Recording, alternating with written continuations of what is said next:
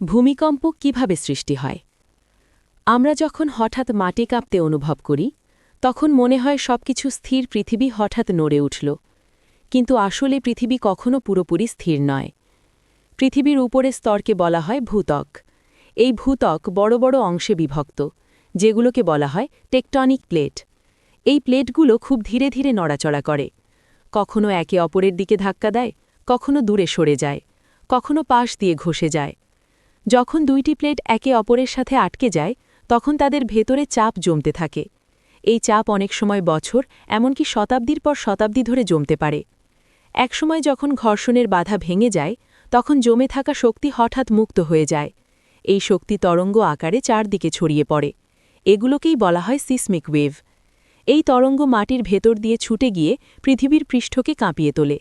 আমরা সেই কাঁপুনিকেই বলি ভূমিকম্প।